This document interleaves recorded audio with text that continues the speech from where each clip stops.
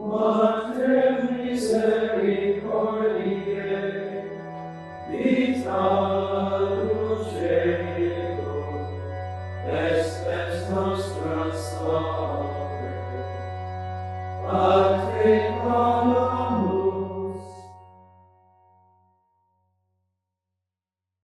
As I look back on my time at college, I graduated in 2020. Those 4 years beforehand, I was heavily involved in campus ministry. I had several classes with different monks, and I just was really impressed right off the get-go as a freshman. They have neighborhood to neighborhood where they invite groups of different freshmen to come over and pray evening prayer with the monks and then have dinner with a couple of the monks afterwards. Coming over and praying Vespers for that first time, I was just very struck by the sound of all of the men in the community praying the Salve Regina and chanting the Salve Regina in a cappella. There was no music.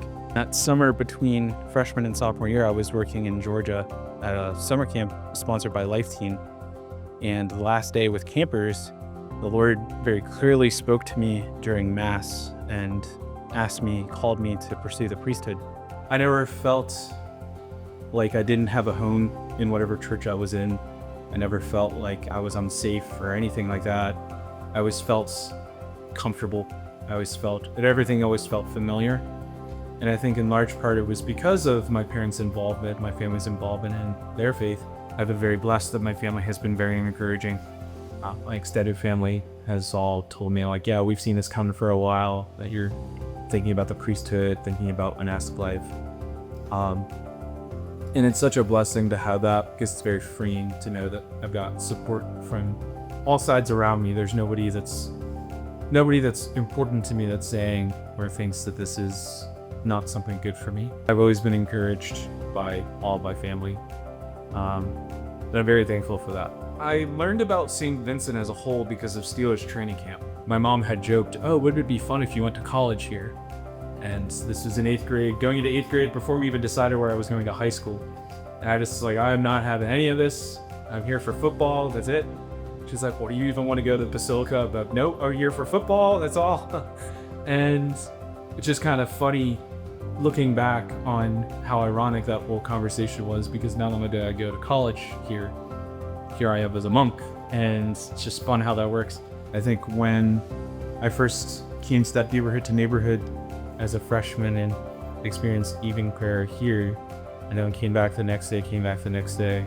Over time, I started including midday prayer into my routine and got a better sense of how the day was structured. And there was something that was very attractive to me. Maybe I had this notion that when I entered the monastery, all my problems would be solved, everything would make sense, everything would just kind of like in a snap of fingers, like everything would go away and it would just be rainbows and sunshine.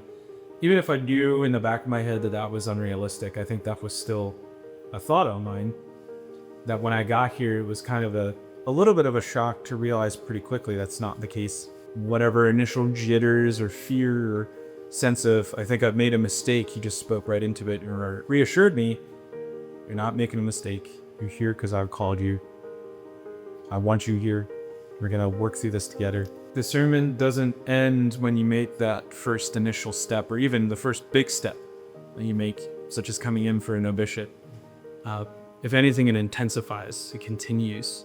It's more difficult because there are things that I've had to work through personally the last 4 or 5 years that at different moments, the thing really that always got me through those moments was knowing that the Lord was with me.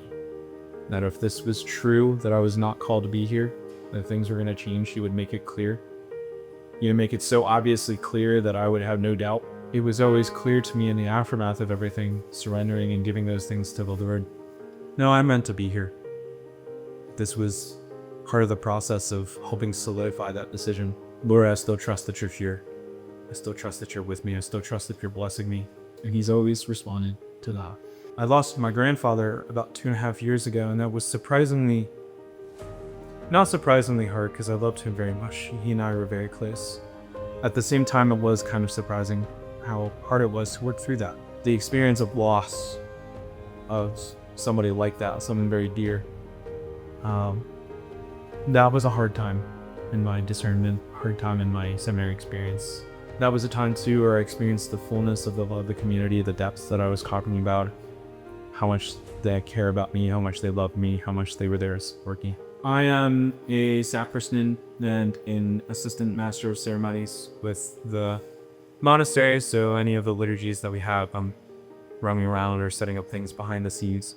As a seminarian, I just completed my third theology studies, going into fourth theology, and to be ordained, God willing, a deacon this coming August, Labor Day weekend. And I'm also a Master of Arts in Systematic Theology candidate. I'm working on that currently as well. Just going on a come and see weekend is not strings attached to that. There's no strings attached.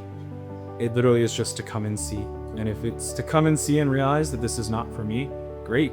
That's a very concrete step. That's something a feather you can put in your cap and say, okay, Lord, like, what's the next step? Where are you calling me now? But if something does happen on that, and there is interest, or there is something that the Lord is speaking to your heart, that's something to continue to pray with. Maybe he's calling you to come back again, or maybe he's calling you to go somewhere else. All these things are so important, and true discernment is navigating these things with God.